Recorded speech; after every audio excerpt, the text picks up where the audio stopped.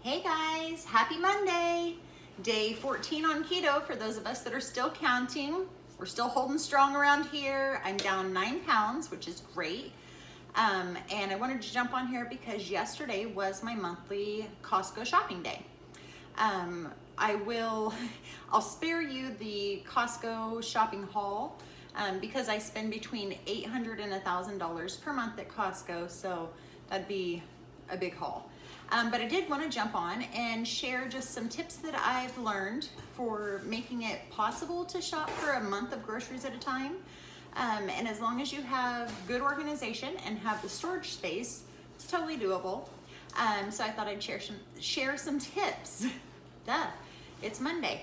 So first of all, why? Why would you shop for a month of groceries at a time? Well, for us, especially, see the puppy and the kitten? It's a zoo. It's a zoo around here.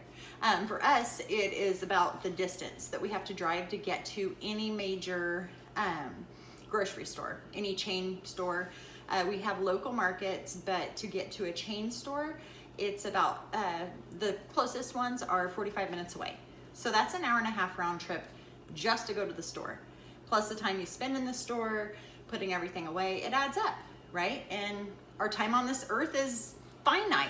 I don't really want to spend every single week or every single weekend, spend half of my day going to and from the grocery store for groceries. Just not how I want to spend my time. I always have been a once a week shopper. When we lived in the city, I would every week sit down with my little flyer, look at the sale ads, plan my meals, make my shopping list, and go to the grocery store. But when I lived in town, that was like maybe an hour and a half total of round trip shopping and all. Now it takes so long to get anywhere that I'm just going with a whole new direction and doing monthly shopping. So what I've learned is you definitely have to plan, but it's not as hard as you would think. Already you know when you do your grocery shopping for your family, you kind of know what you need in a week, right? Multiply it by 4. It's not as difficult as, because it seems overwhelming. That's a lot. $1,000 worth of groceries is A, a lot to spend, B, a lot to load and unload, a lot to push around the store. You know, it seems like, oh, well, that's really overwhelming. It's really not that hard. You just multiply by 4, and if you get it wrong and you run out of something, big deal. You run and get it and make note of it for next month. So it's not a huge deal. I also find that we save money with me going once per month. When I was going every week, and I'd go into the store and I'd have my list and I'd stay very organized and have my meal plan.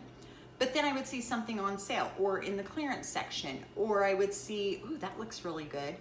And I'd end up spending like $50 to $100 more than I had planned to spend just to go through the store.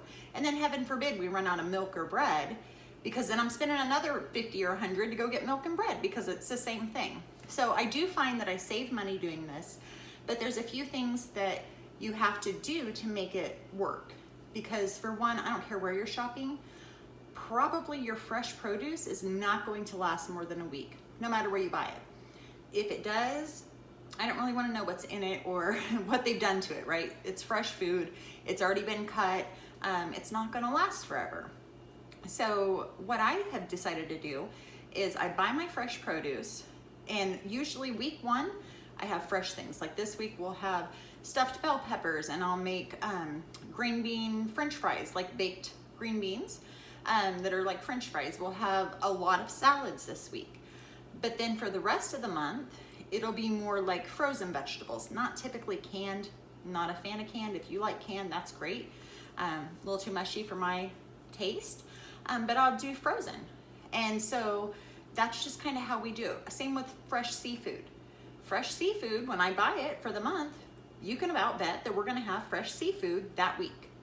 And after that, probably it's gonna be frozen stuff or things that I can freeze that would reheat well. I'm from Kansas, so I'm not an expert on seafood. So you might be able to freeze seafood. I don't. I may buy like wild caught salmon frozen already. I'm fine with that, but I don't buy fresh seafood and freeze it. I feel like I need to research that more before I decide to do it. So just week 1, tonight we're having crab. So anytime we're gonna do the fresh seafood, we just do it that first week. No big deal. and it's just easier. It's worth it to me. Maybe you can't get past that. You need to have fresh fruits and veggies every single day or every single week. Cool, go to the market. Most of the stuff that you buy at a little local market, if you live in the country like we do, is going to be locally grown and better for you anyway. So while, yeah, I want to go to a big box store to buy the bulk of my food, not because I think it's better, but because it's more affordable. But I'm fine with buying my fresh fruits and veggies from the local market. I'm good with that. I don't care if it costs more. It's worth it to me. So that's the other part of it. You can always get, you know, your shelf stable items, meats that you want to freeze, and then, you know, go to the local store to buy your fresh stuff. It's better anyway. So one of my tips is to organize. When we bought this place, it was partially furnished with appliances. And so we have this teeny tiny apartment refrigerator that came with the place.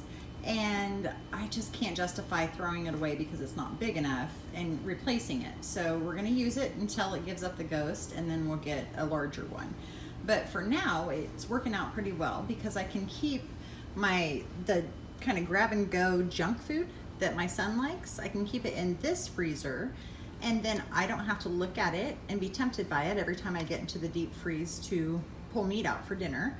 And it also allows him to grab stuff that he wants to make and warm up or snack on without potentially leaving my deep freeze open and wasting all of our meat. So we have like the little single pizzas, some pizza rolls, burritos, mozzarella sticks. I do sometimes put stuff in here if I don't have room in the deep freeze. So this is pulled pork that I made ahead. There's tater tots, there's frozen grapes, just stuff that a 14-year-old boy might want to grab and snack on. It seems like a lot, but it is a month's worth of food. And then we also have to take into account that our girls come up at least once a month to visit, and a good portion of this might go home with them. So we always try to keep it stocked. You'll also notice that instead of having the full packaging that the stuff came in, I will take and like cut the top off the box for the pizzas, so he still knows what they are, but they're contained, but it's not taking up all of that space. And then like his pizza rolls, I take them out of their box and just put the bags in the fridge or in the freezer. We also have a chest freezer in the house, and this is where I keep most of the stuff I buy for the month. We freeze most all of our meat because obviously it would spoil in a month's time. One tip that I have for that is to buy these milk crates. You can buy them. I got some at Target. I think I come across some of these secondhand. Just clean them up, and then I have like meat in 2 of them, and then vegetables in this one. So what you can do when you come in to, first of all, restock, you take them out, get the meat from last month out, put the fresh in, put the meat on top from last month, and then you can continuously cycle through your food, and it doesn't get freezer burned as easily. It also makes it so much simpler to reach what's in the bottom of your deep freeze, and that way you're not wasting that food. So I also get things like this big pork loin, and what I'll do with that, instead of breaking it down when I first buy it, I just leave it whole and freeze it. And then when I want to use it, I go through and I'll cut about here and here and throw the ends into the pressure cooker to make pulled pork.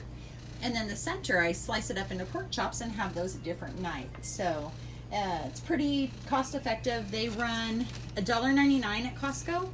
And so I gave $20 for this huge hunk of meat. And then I believe it was $4 off a pack. So that would be $16 for 10 pounds of meat, $1.60 a pound. So I always look for bargains like that I can use up before it spoils. One of the things that we've started incorporating more of since we started keto is green smoothies. I think it's Dr. Berg that suggests 7 to 10 cups of vegetables per day, which sometimes can be hard to hit that mark with just normal meals, but you can get several cups of greens in a smoothie and get that down pretty easy and use that as a snack or part of your meal, whatever you want to do. So I've been buying these super greens, power greens at Costco. They're organic power greens. They're baby chard, kale, and spinach, right? So that's great. We're getting, 16 cups of greens in this little pack. But the problem is the little date on here is the 25th. So that's not gonna last us an entire month. So what we've decided to do is just break this down. I think I'll put probably 2 cups of greens per Ziploc and throw it in the freezer. And then I know how much is in the package. You can use as little or as many as you want and get your greens in, and they're going to keep for the month.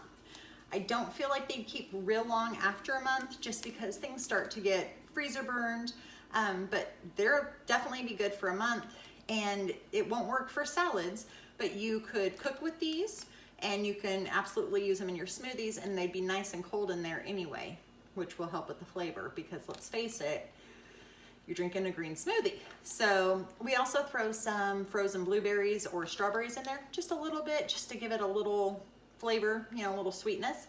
So I love that. I bought some, well, I've been buying, but I bought some more Ziploc quart freezer bags. They seem to work really well in the freezer. I try to stick with about a month's worth of food.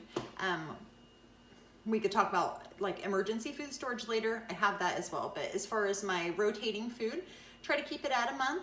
So I can't tell you if they keep stuff good for a year, but they definitely do a good job for a month. And we're liking it. So it takes up less space than containers. Yes, you throw them away. So I suppose it's bad for the landfill and, you know, our carbon footprint. But I think that if you really wanted to, you could wash them out and reuse them. I'm not gonna, but if that bothers you, you can absolutely do that. I'll cheer you on. I'm being lazy right now. I could totally pull out my rolling kitchen island, but I'm like, oh, I just have a couple things, so I'm not gonna. So we'll see if this works. So pack 1, I'm gonna actually measure, right? Got my little cup, 2 cups in here. But we're talking about greens. We're not talking about a recipe where you're baking stuff and it has to be exact. So that's all you need to measure. You need to get an eye for what does 2 cups look like in my bag. And the rest of them, put about that much in there. You know, based on the package instructions, that you get 8 2-cup servings. So as long as you have about 8 bags when you're done, it doesn't really matter if it's 1 3/4 cup in one and 2 1/4 cup in another. Who cares? Simple. There's no need to waste your time carefully measuring your greens into your, no. Maybe measure the first one or go off of mine. If you're using a quart Ziploc, that's 2 cups. And then just eyeball it. Making life easy, right? Keep it simple. Okay, and just like that, I have a whole pile of greens to put in the freezer. I do label the amount that's in there and the date that I packed it, just in case one of them gets away from you in the freezer. You kind of know how old it is. And I did think of another tip as I was bagging these up real quick. It's not a keto tip, it's a housekeeping tip, but it all goes together, right? Because it's all life. Wait to sweep your floors until after you do this. That way you can sweep the little pieces that get away from you. You can sweep them all up when you're sweeping the floors. So, and I also wanted to mention this that I bought was triple washed. If yours are not washed, wash them. You really don't want to chance your family's health on the type of day whoever picked these was having. Maybe they're having a great day and they're on point and their hands are clean. And maybe they're having a rotten day and they went to the bathroom and didn't care to wash their hands. Just wash your vegetables in general. If you do need to wash your veggies, then you need to let them air dry as much as possible before you freeze them, or they're gonna wilt more. Probably still be fine, but you know, the drier they are, the better. Typically when I wash things, I do a little vinegar and water soak and then rinse or scrub, depending. Always have you a good vegetable brush around for bigger stuff, but these guys just need to be rinsed well. So anyway, thought I'd mention that too. Little extra tip. Okay, you guys, and last but not least, we're gonna break down our huge packs of meat. Notice I said last, that's important, last. Don't break down your meat before you do your vegetables. You risk cross-contamination. I don't care how well you clean up after it, it's just not worth it. Do the veggies first, get them out of the way, even if you had to shove all your meat into the fridge for a bit, and then pull it out, do it last. It just saves a lot of issues just in case. I also like to wear gloves when I do the meat. You don't have to, you can scrub your hands, which I also do, but it weirds me out and I like to wear gloves. Typically I will buy like big packs of pork ribs or pork chops and break those down. But this month they had those big pork tenderloins on sale. So I just freeze those whole. So I don't have to break down pork today. The chicken that I bought is the Foster Farms, and it's already, you get 6 packs, I believe, that are already packaged out. And so all you have to do with those is cut them apart. Don't put that whole 6-pack in the freezer, because otherwise you have one large chicken sickle and you just about can't get it pulled apart without tearing the packaging, and it's a headache. So take a couple minutes, grab your shears, cut that apart, and that way you have individual packs and you can pull out what you need. But on our ground beef, I do buy that in the large packs. They sell it in the individual packs as well, but that's a few dollars more per pound, and I'm just not gonna pay that. So I get these big packs. I have them in the sink too. It's another pro tip. It's a lot easier to bleach out my sink than the counters. So I get these huge packs, right? So I'm gonna look at this pack and I'm gonna figure, I put about, so it is, there's 6 1/3 pound in here. And we have 2, 4, 6, so we have 12 little sections. And so I figure about 2 of them is about a pound. Again, we're dealing in about, we're not doing an exact science. So what I'll do is pull out, I'll take my gloves off, I will pull out 6 Ziploc bags per pack and label them. Put my date on it, again, just in case something gets away from you, you know when you put it in. Then I'll put my gloves back on and I will put the meat into the bags. And that way I'm not getting gunk on my pen or, you know, all over the place. And it just makes the cleanup easier in my opinion. Also, I kept my little bags from my greens that'll go on the countertop just as an extra barrier as I'm putting my Ziplocs down in case anybody slid over the side of the Ziploc. Just gives me a little extra barrier that's going in the trash anyway, to keep it off of my counter. Then when I go through and wipe the counters down, I don't have to wonder, oh, you know, did a bit or piece of meat get stuck under there and, you know, it's gonna be gross and bad. It just keeps it easier. I feel like if you plan a little bit on how you do things and kind of think it through and see, well, okay, what would be the best steps? It saves you time cleaning afterwards. So I always love that. Again, I like to save my time. I'm not a fan of spending my whole day cleaning up after something that I could have avoided. So anyway, time for the meat. Okay, so, hey, I don't think I mentioned beforehand, before you put your gloves back on, when you're writing your date on your bags, open them all. So that they're already open, you're not messing around with the outside of the bag. Then wait to close them until you have your gloves back off so you're not sliding the hamburger gunk. I only put the date on my bag. I feel like pretty well anyone that looks in the freezer will know that's hamburger. So I don't see any reason to have to write, you know, what's in the bag. I also, when I finished getting everybody into the bag, I still had my gloves on, gathered up the garbage, took it to the can, pulled my gloves off there. So I'm still good on clean hands, relatively clean hands. So now I'm gonna seal these guys up, pop them in the freezer, and I'll be done with all my prep. And there you have it, guys. Just some simple, practical tips to help you be able to get a month's worth of groceries at a time and maybe keep you out of the grocery store so you can spend more time doing things you love and less time shopping.